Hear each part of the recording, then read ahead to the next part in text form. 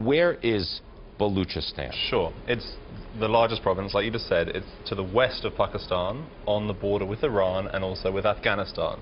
So it's in a very difficult part of the world. It's mostly desert, mostly mountain.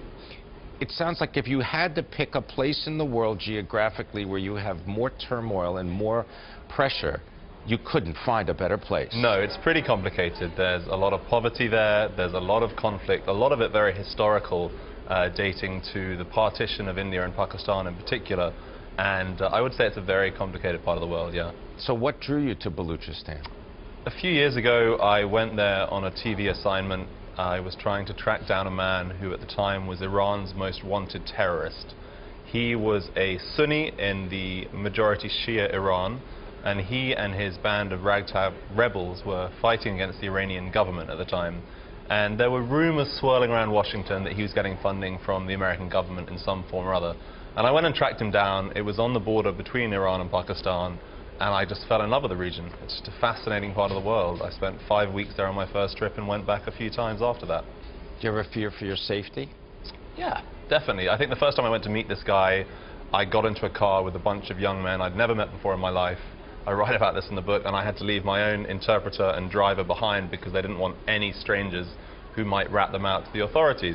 So I remember getting from one vehicle into the other in the middle of nowhere, this small roundabout on the edge of a border town, with no one I knew and trusted for hundreds of miles.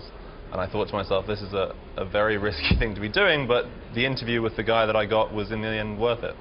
Now, in addition to the writing that you put together for the book, you've also put together a lot of photographs. Yeah. Why did you choose to have the photographs? They're black and white. We thought, my co-author Marx, he's a French photographer I met out there in Quetta, the provincial capital of Balochistan.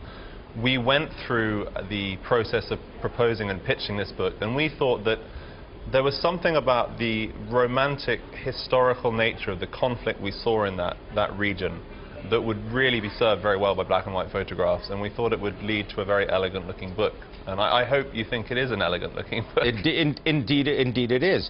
I mentioned that this is an area that does not grab headlines on a regular basis. Why not?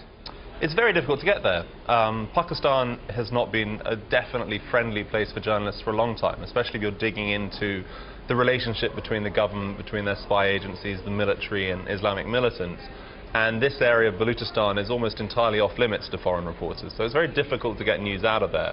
They don't want the wider world knowing there is this conflict going on where these people are struggling for their own sense of national identity, because that is an embarrassment to Pakistan, and they feel that by getting oxygen to these rebels, there's a picture of them behind you, people are going to say, oh, wait a minute, maybe they've got a good point.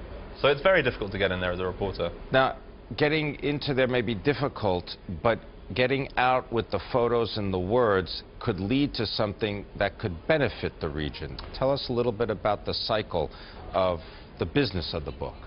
Well, we're hoping that proceeds from the book, from the publisher, are going to be going to UNICEF. I spent some time back in Pakistan about a year ago reporting on anti-polio efforts that UNICEF and some other organizations are working on.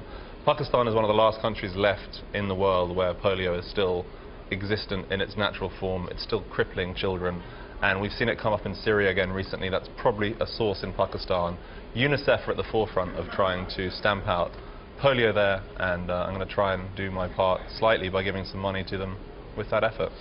As part of your learning process through the book, do you feel more optimistic about the lives of the people that live there, or is this just going to go on and on? My first trip there, Pim, was back in 2007, and here we are 6 years later, and I talk to people there almost every day at the moment, and there are still mass graves being found, there are still activists being kidnapped, there are still young men being killed outside of the legal process.